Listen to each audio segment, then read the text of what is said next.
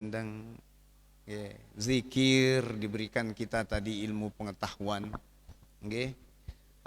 Zikir diantaranya salah satu yang sangat dianjurkan oleh guru besar kita, Maulana Syekh Tuan Guru Kyai Haji Muhammad Zainuddin Abdul Majid. Beliau sangat menganjurkan kita untuk berzikir.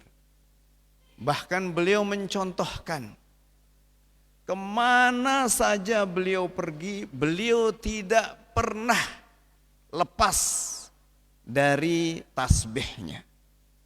Dan jika ada pelungguh senamen yang pernah melihat tasbih Maulana Syekh, bahkan ikut berfoto di foto pahlawan nasional itu tidak pernah berhenti. Walaupun kita sedang berbicara, beliau berbicara dengan kita, tasbih itu tidak pernah berhenti.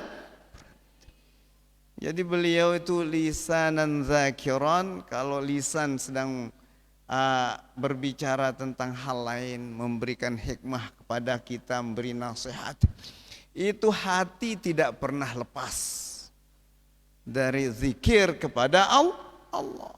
Jadi boleh saja beliau tengah pengajian, tetapi di hati beliau tetap terhitung. Jadi tasbih ini sekedar jadi syahid. Nanti jadi saksi bahwa dia dimanfaatkan untuk berzikir. Artinya tasbih niki juga ikut berzikir. Tapi tentang hitungannya tidak terhitung. Zikir Maulana Syekh itu tidak terhitung. Dan agar kita sebagai murid-murid beliau juga rajin berzikir, maka beliau menyusun sebuah kitab kecil yang dinamakan Hizib Nahdlatul Wathon. Hizib Nahdlatul Wathon itulah jadi zikir orang Nahdlatul Wathon. Nika isinya napi nika kita sedang mengkajinya. Kita sedang mengkaji Hizib Nahdlatul Wathon niki di setiap pengajian majlis Hamzan Wadidu 2 di Mataram. Jadi kalau ingin pelungguh tahu, adik-adik ingin tahu sejarah hizib, napi isinya, bagaimana susunannya, napi-napi fungsinya, dan napi-napi manfaatnya, maka untuk jarak dekat niki kita sudah ngaji beberapa kali, itu setiap pengajian dibahas tentang hizib. Nah, mudah-mudahan nanti beberapa minggu ke depan mungkin pembicaraan tentang hizib niki sudah selesai, maka akan muncul tulisan atau karya tulis, karya ilmiah tentang hizib Nahdlatul Wathon. Ini keharapannya. Insyaallah tabarakallah. Kemarin Rabu nggih, hari Rabu nggih, setiap hari Rabu sore nggih. Nggih, silap Mataram rapet amun pelinggih ngodu motor nike yang rasa isi dia 12 orang terus berangkat ke Mataram nike ndak mahal jadinya kalau kita berkelompok. Nggih. Ya, masih bisa sisa uang pelunggu untuk ngelontar. Tetapi ilmu yang kita dapatkan sangat banyak. Tuan guru di sana banyak yang hadir. Tapi beberapa minggu niki selalu hujan nggih. Alhamdulillah, tapi minggu Rebo kemarin niki sempat dia berhenti hujan niki. Jadi ndak kena hujan jamaah. Masya Allah sampai terakhir pengajian. Jadi kemarin yang berbicara itu vokalis pertama kali hizib direkam. Tahu adik-adik arti vokalis? Apa coba? Penyanyi katanya. Adik-adik nih yang ganteng-gantengnya apa arti vokalis? Hah? Apa?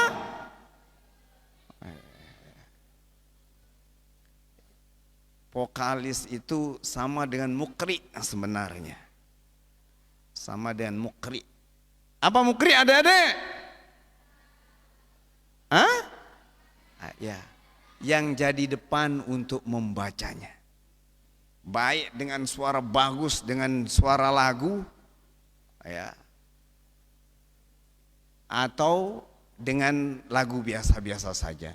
Nah ini vokalisnya ini sekarang jadi tuan guru kita, yakni tuan guru Tuan Guru Haji Ihsan Safar.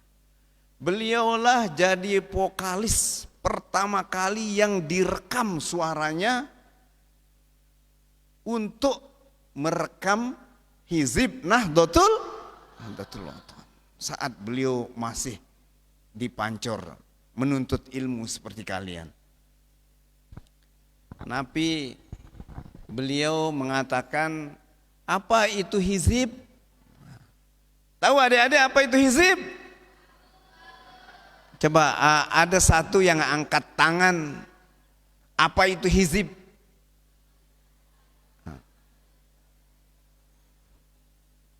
Jadi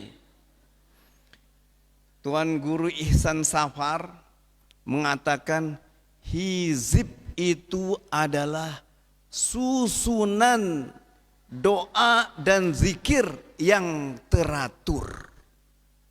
Apa adik-adik?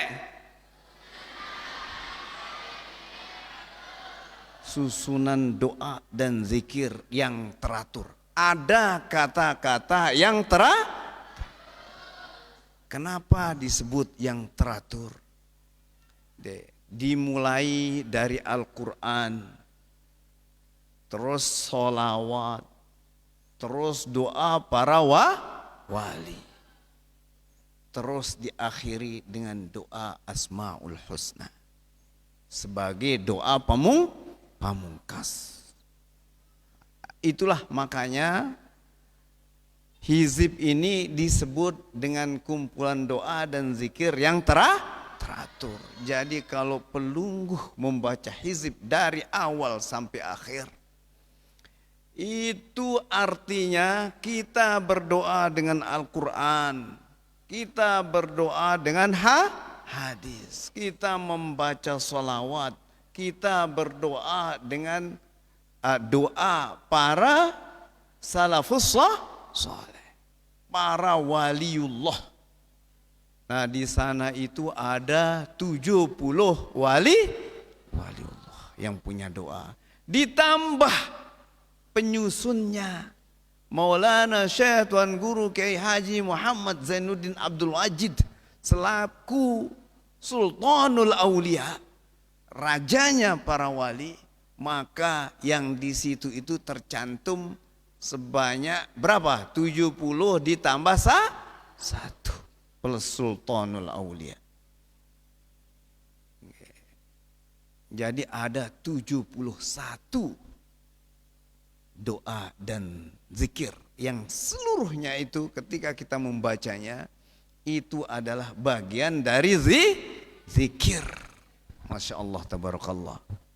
Nggih. Tapi doa niki sekarang niki jarang dibaca sendiri-sendiri oleh masyarakat Nahdlatul Ulama. Kalau dulu waktu tiang kecil, kalau kita jalan-jalan hari Jumat, habis sholat subuh itu kan masih becik tegarang jalan-jalan, diajak sama ibu jalan-jalan, itu masih banyak di setiap rumah kedengaran orang membaca hizib. Tapi sekarang niki, masya Allah tabarakallah, mungkin karena sudah jadi kota semua. Lombok niki nih dari Mataram sampai sana itu sudah jadi kota semua. Jadi peradabannya peradaban kota. Jangankan baca hizib, Baca Quran saja kalau kita jalan-jalan sekarang, terutama di perumahan, yang kan tinggal di perumahan. Kalau kita jalan-jalan, Masya Allah, ratusan jumlah rumah di sana. Sekek dua sih membaca Quran. Apalagi membaca hizib. Apalagi membaca hizib. Amun baca Quran kan bau ya sehalaman dua halaman. Amun baca hizib kan dek tepuas, amun dek nebuik si tembaca ya kan. Kurang puas kita kalau kita tidak membacanya. Ya. Hizib itu teratur tatanannya, teratur bacaannya, teratur juga lagunya. Langsung Maulana Syekh Minang itu lagu. Langsung.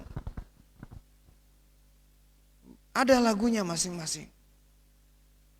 Begitu sampai sedih misalnya, lagunya lagu sedih dipilihin oleh Maulana Syekh. Lagu doa yang memberi harapan, senang lagunya. Masya Allah, tabarakallah.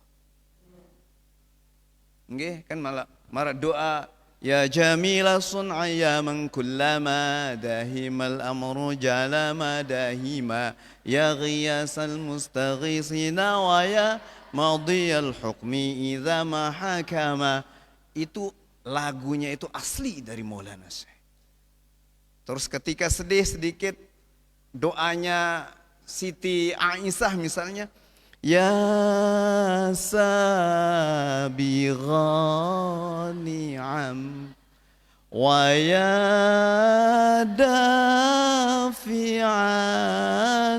qam wa ya farijal gham. Sedih karena Sayyidina Aisyah di saat berdoa seperti itu dia sedang kena musibah. Sedih lagunya. Itu diikuti oleh Maulana Syekh. Karena itu dia tersusun dengan rapi. Sampai lagu-lagunya. Jangan mentang-mentang pinter kori terus rubah-rubah lagu Hizib Nahdlatul Ulama. Jangan ya. Itu lagu sudah dipilihkan oleh Maulana Syekh. Sudah lagu terbaik untuk hizib kita. Karena itulah maka dibuat grup agar itu ditiru lagunya. Dibuat grup dengan vokalis Tuan Guru Ihsan Sahab.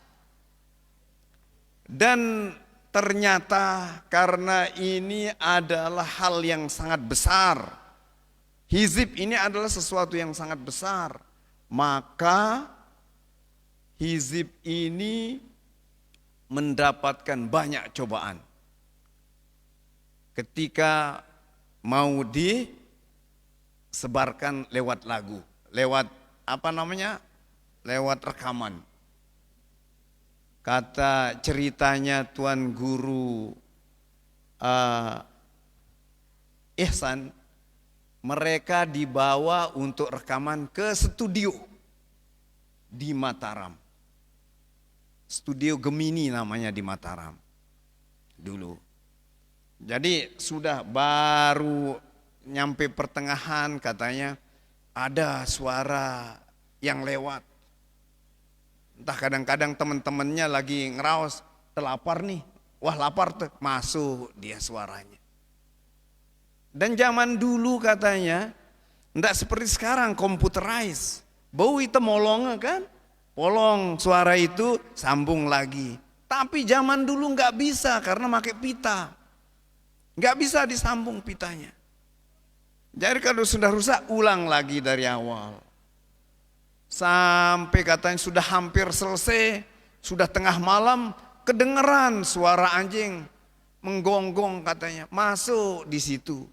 Ulang lagi, ulang terus sampai hampir subuh, ndak bisa selesai.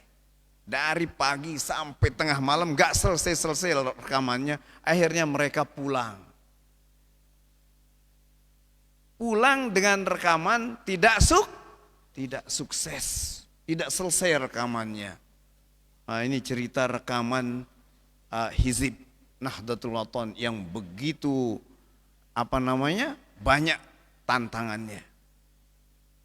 Terus akhirnya besoknya sudah katanya ndak usah ke studio, langsung direkam di Pancor saja. Akhirnya tukang rekamnya yang datang ke Pancor. Nabi yang terjadi katanya baru sedikit baca sudah ada halangan, terus begitu katanya. Sampai terakhir Maulana saya berbahasa, kan engkau baca ya, kun tengangan ta, bayah tegahna berdoa kelek aku. Gitu. Nah akhirnya karena sudah sampai titik klimaksnya, itu Maulana Syekh masuk ke ruang khalwatnya, beliau berdoa dari awal sampai akhir. Beliau mohon kepada Allah di tempat khalwatnya agar rekaman ini bisa sukses. Dan alhamdulillah sampai selesai dibaca hizib dan tinggal doa, Maulana Syekh baru datang. Disitulah hizib itu selesai direkam. Artinya memang harus turun tangan yang menyusunnya. Nah ini ke dia. Nah cerita dan lain sebagainya niki itu terungkap dia di majelis Hamzan Wadi. Insyaallah tabarakallah. Karena keistimewaannya yang luar biasa hizib ini, kita juga tidak boleh mengentengkannya. Itu pesan Tuan Guru Burhanuddin. Pernah terjadi katanya ada seseorang ketika itu di musola ada orang hiziban. Tiba-tiba dia datang marah-marah. Dengan hiziban ini binger-bingerin doang, apa sih bercanda pada ini? Katanya. Pokoknya mengentengkan. Tiba-tiba sampai rumah, orang ini kayak kebingungan. Bingung entah apa yang dibingungkan, kita tidak tahu. Merengkan dengan jegol. Dan tiba-tiba pas sholat subuh ditemukan dia gantung diri di depan masjid. Na'udzubillah. Kayaknya di hati kalian itu bersihkan. Bersihkanlah. Kalau itu memang karya orang-orang soleh, salafus soleh, mari kita hormati. Sayyidina Aisyah itu orang soleh. Dia sahabat, istri dan pejuang Islam yang nama Sayyidah Aisyah. Di situ termaktub lagunya. Di situ termaktub doa beliau. Beliau juga salah satu cendekiawan, ulama perempuan pertama di zaman Islam. Namanya Siti Aisyah itu ahli fikih, ahli hadis, ya, yang menjadi sumber utama umat Islam di zaman sahabat. Nah, kalau doa beliau terus kita enteng-entengkan, na'udzubillah. Sila kita berzikir dengan Nabi namanya dengan hizib. Di samping zikir-zikir yang lain yang banyak yang sudah kita terima dari guru-guru kita. Nggih? Jangan sampai hati kita kosong. Kata Ibnu Hazm, kalau hati ini kosong dari zikir, katanya ya sama saja dengan mati. Gitu. Adzikru lil qalbi kalma'i lissamak. Apa adik-adik? Adzikru lil qalbi kalma'i lissamak. Zikir bagi hati itu seperti air bagi ikan. Seperti air bagi ikan. Kalau ikan tidak bersama air, bagaimana dia adik-adik? Mati dia. Bahkan di hadis Nabi mengatakan masalul ladzi yadhkurullaha walladzi la yadhkurullaha kamatsalil hayyi wal mayyit. Orang yang berzikir, perumpamaan orang yang berzikir dengan orang yang tidak berzikir seperti perumpamaan orang mati dengan orang hidup. Orang hidup dengan orang mati. Gitu. Artinya mari kita hidupkan diri kita ini dengan menghidupkan agama kita. Caranya adalah dengan menghidupkan hati kita. Bagaimana cara menghidupkan hati? Kita dengan berzikir seperti yang dicontohkan oleh Maulana Syekh. Nggih, Maulana Syekh Nika Mesari pun beliau megang kitab tangan kirinya, pernah tiang temukan beliau karena pernah tiang disuruh membangunkan Maulana Syekh oleh Nini almarhum Nini Zuhriyah. Waktu itu ada kepentingan tiang bersama misan tiang datang, aduh EP wah bangunin Nini EP lelu katanya. Pas tiang masuk kita tidak berani membangunkan, tapi tak masuk tiang lagu teduk. Tiang memperhatikan Maulana Syekh memegang kitab tangan kiri, memegang tasbih tangan kanan, dan beliau dalam keadaan mesari. Beru tiang teme gentiang tulak, beliau bangun. Ada apa? Mengumpi ketik. Terus tiang kasih tahu niki tiang jauh pisah tiang. Pertama pisah tiang, akhirnya pisah tiang yang berbicara. Nggih. Pisah tiang niki cucu